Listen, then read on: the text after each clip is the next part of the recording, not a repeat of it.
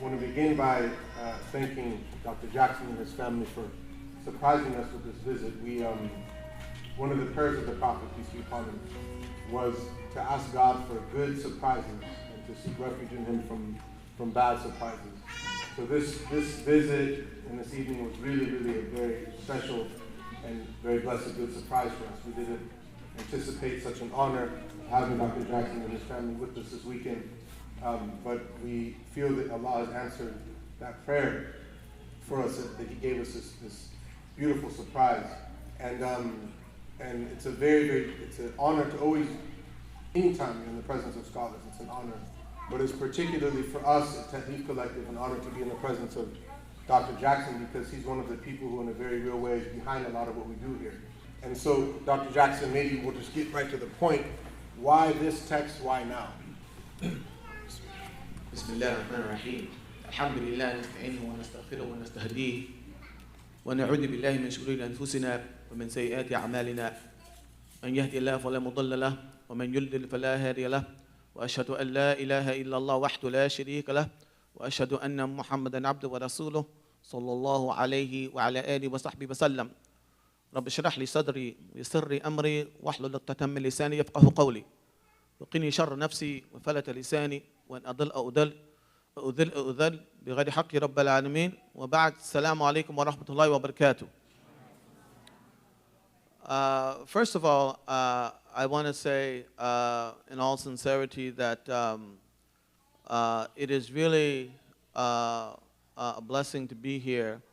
And when I say in all sincerity, I mean that because what this gathering represents to me is the fact that we are succeeding in moving beyond a certain stagnation that continues to grip certain segments of the community, wherein we don't have the kinds of safe spaces that Tatlif both aims to and actually succeeds at providing for Muslims to be able to come into and to share in the journey of Islam, and to do so in a way that is not cultic. And by not cultic, I mean that Islam has to be understood and lived in a manner that it empowers human beings to live life as it is, not just life as we would like it to be. And any religious movement that takes people away from reality, as opposed to empowering them to confront and deal with reality, that is closer to a cult than it is to a religion. And what we need are safe spaces where we can come and we can put on the table the everyday realities. And by that I mean both the challenges and the opportunities, because I think that oftentimes, we've learned a certain rhetorical style, and that rhetorical style has in some ways even morphed into a way of thinking, especially, for Muslims who live in this part of the world. We always think about reality in terms of the problems that it poses, and far less often in terms of the opportunities that are before us as well. But both in terms of the opportunities and the challenges, we need both to understand Islam and to understand reality in such a way that Islam can be made to address that effectively, and that Islam empowers us to confront and to face anything a human existence has to offer.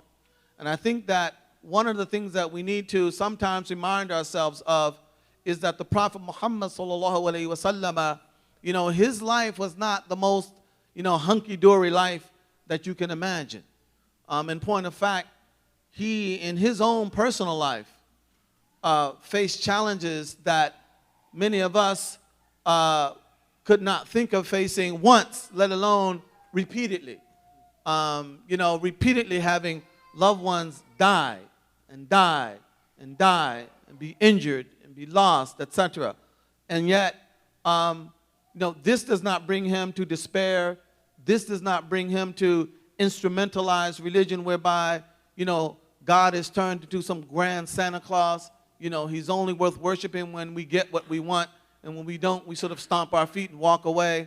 We need to be reminded that, Allah will test us with good and he will test us with evil. And part of our role as a community is to be able to mutually enjoin one another in ways that enable us to confront all of that with a sense of dignity and humility, knowing that our job is to recognize that all that we have and all that we don't have, this is ultimately up to God. And we can never allow ourselves to forget that fact. And it reminds me of one line in this book where Ibn Ata'Allah says that a person who sees the source of his difficulties in other created entities, other human beings, political systems, whatever they happen to be, if he sees the ultimate source of his problems in created entities, he's like a dog who a man hits in the head with a brick, and then the dog goes and bites the brick because he doesn't understand that the man is not the ultimate source of whatever happened to him. And a person who sees the ultimate source of their bounty, their wealth, their education, their riches, their beautiful family, who sees the source of this in anything other than God, is like a horse who, when its trainer appears on the scene, he wags his tail in happiness. But when his owner shows up, he pays him no attention. Right? This book was not really a part of a sustained plan. And in some ways, it sort of imposed itself on me. When I wrote Islam and the Black American, and then Islam and the Problem of Black Suffering, these were not books that were designed or written to be limited to a black experience. And I hope that those who actually read the books will see that. But again, for me, Islam has to deal with concretes. And we cannot stay on the level of abstractions. And in terms of the convert community in America, and I'm one of them, that community is one that is predominantly peopled by individuals of African descent. Black Americans are the majority of the convert community in this country. And I don't say that, you know, as sort of some sort of bragging point, but that's a reality. That is a fact. And you don't have opinions about facts in terms of whether they're facts or not. They are what they are. And for me, Islam has to deal with concrete facts. That is a fact. And if you think that, you know, we can talk about Islam as an abstraction, I was sort of reminded when you said that, you know, you asked, well, why am I doing this? Well, to help Islam and the Muslims. These are broad abstractions. Anybody can say that. Anybody, anywhere in the world, anytime, under any circumstance, could say that. But if we're going to get concrete and deal with the real live realities, the real live history, the real live culture, the real live situation, all right, of Muslims living in this part of the world, we have to get concrete. And that was the whole point of dealing with Islam and the Black American, in part. The other part was that in America, I said what? In America. I think that one of the civilizational failures of America, one of the historical failures, let us say, of America, and most Americans recognize this now. This is not a complaint. This is not a sneer. This is not a nasty criticism of America. It's simply a recognition of a fact. But one of the historical failures of America has been the manner in which America has dealt with the issue of race and racial hierarchy. And any religion that has ambitions to become a religion that inspires the best of any society, it has to be able to deal with that society's very concrete illnesses. And so Islam and the Black American and Islam and the problem of black suffering is not simply addressed to Black American Muslims, but it is addressed also to the broader American society with the aim of trying to highlight and model the way in which Islam can address a concrete historical reality in American society. And I believe, personally, again, that any religion that aspires to any kind of broad-based societal recognition in a society like America has to come to terms with the issue of race. And that has to be a part of its moral repertoire. It has to be a part of its theological repertoire. It has to empower people to get beyond a problem in moral terms in ways that can be grounded in religious teaching. This book, in a sense, goes beyond the last two because it goes, in a sense, from the more specific to the more general, without getting out of the specific. Because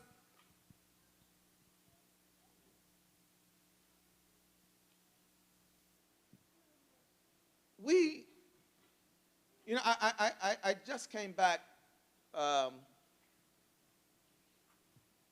overseas. I won't say any country, so it won't sound like any kind of critique. In fact, if I mention the country, it would be misleading because although what I'm about to say took place in this country, it was a conference that included people from all over the Muslim world. But one of the things that I noticed, and it's not the first time, is the extent to which Muslims the world over remain saturated with the sensibilities, with the presumptions, with the presuppositions, with the ideals and the vision of the dominant civilization in the world today. And that is sort of Western liberalism. And these sensibilities continue to very fundamentally shape the way that Muslims think, but not only how they think, but how they actually feel. What it is that they actually aspire to. And this is across the board. This is whether we're talking about the Muslim world or we're talking about America. And it appeared to me that in very concrete terms, what this reflects is the need to get beyond such externals as fiqh and theology to the nitty-gritty of the issue. Our social reality as Muslims is not determined by our fiqh.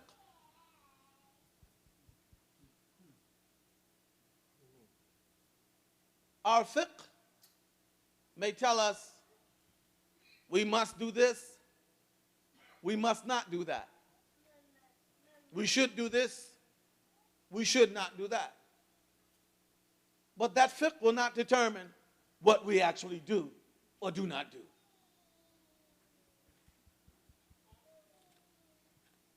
I can learn Babul Salah, and I can learn what time Fajr is.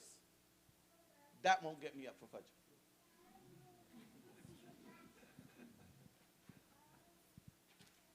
Fajr. And to think, therefore, that fiqh and theology and all of these things that deal with externals, and I'm not saying it all deals with externals, but the bulk of it deals with externals.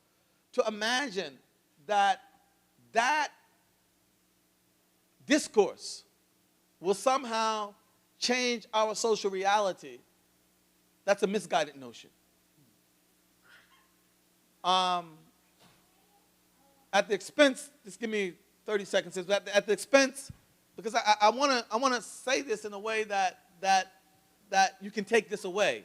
It's a takeaway point. It's something you can process and remember. I'm thinking about an Italian thinker. I name him Antonio Gramsci. Some of you may have heard of Gramsci. Those who haven't, Gramsci was an Italian Marxist. And he was imprisoned for his activities. And while in prison, he wrote the prison notes. And he developed this theory of hegemony. Basically, it went like this. Gramsci sort of turned Marx on his head. Marx had been of the opinion that society was shaped by those who monopolized the means of production, the means of producing things and therefore wealth. All right? Those who had the ability to control wealth controlled society. Gramsci, however, looked specifically, among other things, at America. He was an Italian in Italian prisons. But he looked at America before and after the Great Depression. And we all know that during the Great Depression, people who monopolized the means of production, what happened to them? They lost those means. The whole stock market crashed, all right? People went from riches to rags overnight.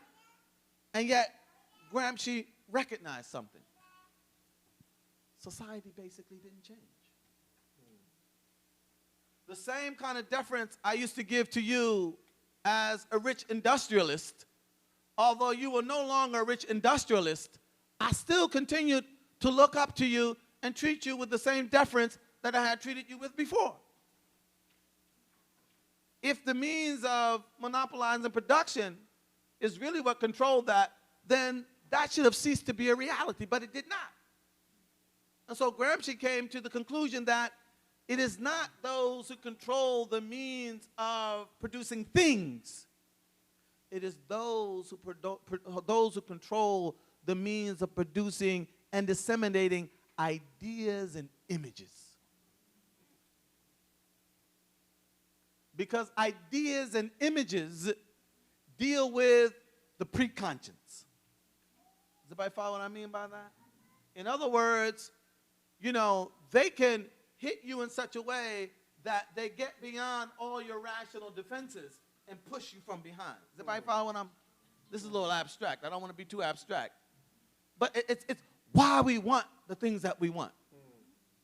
Why do you want those Nikes? I mean, just think about that, right? Pair of Zoom sneakers, Nikes. Why do we want the Nikes? It's not the quality of the sneaker, right? Why do we want the Nikes? It's because we have been infused, all right, by pre-rational forces that attribute a certain value to those Nikes. Everybody follow what I mean by that? And so there is this pre-rational reality, all right? That thing that pushes me from behind, okay? And I began to see that we teach fiqh. We talk about fiqh. We talk till we're blue in the face. And nothing changes. the rights of the husband, the rights of the wife, the rights of nothing changes, or very little changes. Why? Because the pre-rational animators, that nafs, has in a sense been marginalized in our discourse. And so for me, in order to be able to try to introduce something that would bring the nafs, the self, the pre-rational self, back to center stage, where we as a community could recognize the importance of addressing that as well. And this book is not designed to be the end-all, the grand solution to all our problems in that area. It is simply designed to initiate a process whereby we as a community can begin to recognize the importance of addressing our nafs. And so that when we talk about our problems, we don't just talk about them in terms of the apparent problem. When we talk about what it means to be a community, we don't simply talk about, well, having lessons in fiqh and having lessons in theology, but having nothing that deals with the refinement of the self. How do I train myself? How do I align my desires, all right, with obedience to Allah? How do we do all these things, both individually and collectively? And so for me, this book stemmed out of a sense that if we don't acquire the ability to address these kinds of issues effectively, then again, very little is going to change in our individual or collective lives. Because the added accumulation of information, more and more and more and more fiqh, does not necessarily make me a better Muslim. Tell me a little bit about the title, because there's this whole yes. interplay between fiqh and tasawwuf, or spiritual cultivation. Yeah. Obviously, when you title the book, you title it with something that catches our attention. Yeah. Right? You Sufis, and in the introduction, you talk about some of the historical development of Sufism. You describe Ibn Atta'illah's approach to Sufism as a minimalist approach. So you're highlighting the fact that there have been these kind of conversations amongst the scholars historically about what is Sufism, how it is properly practiced, and you obviously title it in a way that automatically highlights some of that kind of tension. Yeah. If you could tell us a little bit about the title. Yeah, very briefly. As you probably noticed from both Islam and the Black American and Islam and the Problem of Black Suffering, I am one of those who believes that Islam is a storied enterprise. That means that Islam is the ongoing attempt on the part of the Muslim community in the world and through history to understand and to self-police itself. And the point of departure in that regard is the cumulative effort of the Muslims to do that, i.e. tradition. But tradition is only a point of departure. And it is a grand mistake for us to imagine that tradition has all of the ready-cut, ready-made answers for realities that people in the past never even faced before. It's a point of departure.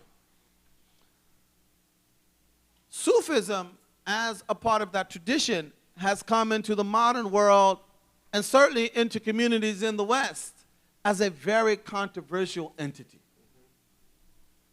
And I don't think I have to go into very much detail about that fact.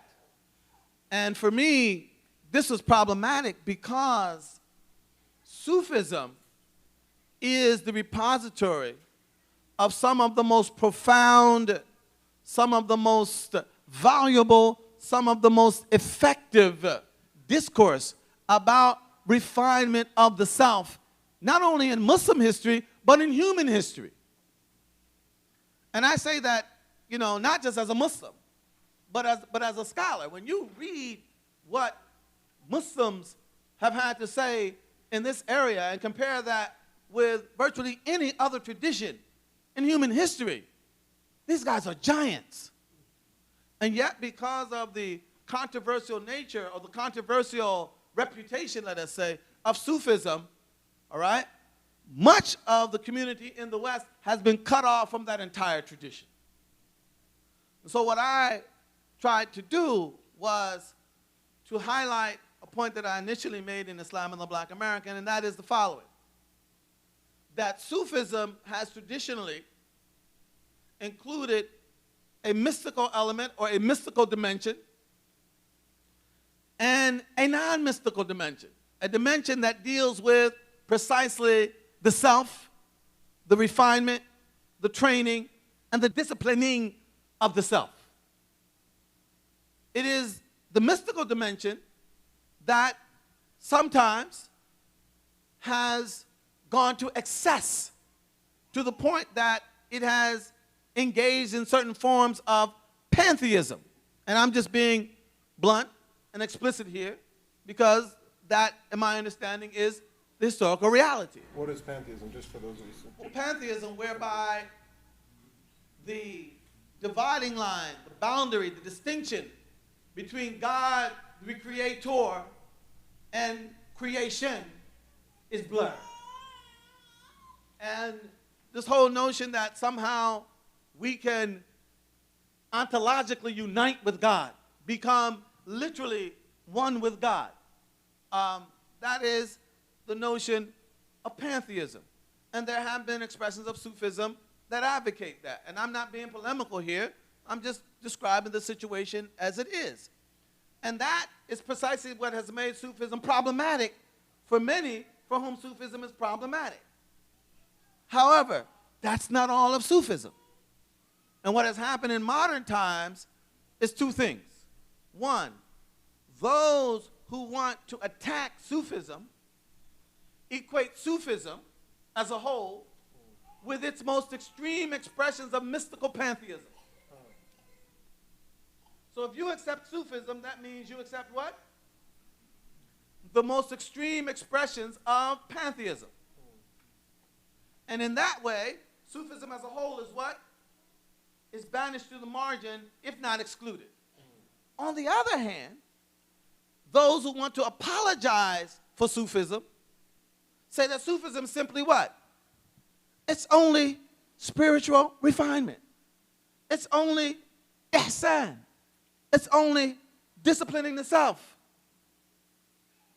And in that way, they can say about people who are opposed to Sufism that they're opposed to what? They're opposed to spirituality. They're opposed to disciplining the self. They're opposed to spiritual refinement. Does everybody follow what I mean by that? And so the average everyday Muslim ends up lost in the sauce, confused, not really knowing where to go. But given the decibels of the controversy over Sufism, and it's pretty loud, it's scary. You know, it can scare lots of people away from it. Okay? And so what I tried to do was to point out that there are these two aspects of Sufism. One has been known to engage in excess. Not all forms of mysticism are pantheistic. I want to be clear about that. All right? But there's this whole other dimension of Sufism that is spiritual refinement, disciplining the self, dealing with the pre-rational, the pre-conscience. All right? That should be made accessible to all Muslims because they all need it. We all need it. All right? This text stuck out for me because it was my understanding that that is exactly what Ibn Allah was trying to do in this text. For that reason, virtually all of those aspects of Sufism that have been traditionally a cause for controversy and attack are eliminated completely from this work. There's no pantheism there. There's not even necessity for a Sufi sheikh. There's no specific wird. Concepts like fana, baqa, they don't exist. Concepts like tawassul or istighatha, you know, beseeching saints for favors or beseeching dead saints for favors, doesn't exist there. And so, to me, it appeared that what Ibn Allah was trying to do was to strip Sufism down of all the controversial elements, that is, the self-refinement side of Sufism, so that the everyday average Muslim, all right, could freely and openly access that without fearing all this controversy and attack and tension within the community. And that's where I refer to the minimalist approach of Ibn Atta'Allah in this book. In fact, he's not even saying, the word Sufi itself doesn't exist, doesn't appear there. And what he wants to do is to say, look, we all need to refine ourselves. We all need to establish a proper relationship with God. And that all entails a regime of disciplining the self. We have a tradition that has very effectively done that. There are other aspects of that tradition, however, that render it inaccessible, all right, to the average everyday Muslim. I want to put all that aside and present this to the everyday Muslim for his or her own personal and communal use. This is why, just one second, this is why, you know, what I'm trying to do here with this question mark, that big old question mark, is I'm trying to be true to Ibn Atta'Allah, because he does not affirm any Sufism for non-Sufis, all right? I want to keep it as a question. Does anybody follow what I mean by that? Rather than take some doctrinal position and then plunge us into yet what? Another controversy, all right? That defeats the whole purpose of what we're trying to do, all right? So what I'm trying to do is to make this accessible, all right? And to do so through translation, all right? Because, you know, if I were just to write a book like this on my own, I might be seen as one of the parties in the controversy. Does anybody follow what I mean by that? Well, this ain't me. This ain't me. This is Ibn Atta'Allah, all right? Could I read this one little... It's your please. In the introduction, I want to give you a sense of what I'm trying to do here. I'm sorry, I'm getting a little older. I got to... It's all right. Break out some gear. I want to just share with you what I'm trying to do here, because this is scary stuff. I mean, why do we need safe spaces? Because so many of our spaces are so scary. Right? And what I'm trying to do is to show that, well, this interest on the part of Ibn Atta'Allah is not just Ibn Atta'Allah's interest. There are other great, enormously important scholars who have the same interest. Ibn Taymiyyah, who is supposed to be, for many people, what? The arch enemy of Sufism. This is a quote from Ibn Taymiyyah. All right? The corrupt doctrines and practices that have infected these people have caused some groups to reject the way of the Sufis altogether, root and branch, such that those who veer from the proper course in this regard fall into two groups. One, a group that accepts both what is true and what is false of the Sufi way, and two, a group that rejects both what is true and what is false of the Sufi way, such as many groups of theologians and jurists. And the right position is Ibn Taymiyyah. And the right position is simply to accept of this way, as well as any other way, that which is consistent with the book and the sunnah, and to reject of it, as well as other ways, that which violates the book and the sunnah. This is Ibn Taymiyyah, right? Ibn Atta'Allah was from the Shadili order. And Abu Hassan al-Shadili, rahimahullah, was known to be very sober in his Sufism, to have no patience for those who felt that Sufism was some kind of alternative to Sharia. He had no patience for that. In fact, he was not one of those who even believed that Sufis had to run around, you know, as poor, you know, mendicants, you know. You understand what I mean by that? Beggars. You know, beggars. And, in fact, it's reported that Shadley used to dress well, clean. And one time a Sufi came into the masjid where he was teaching.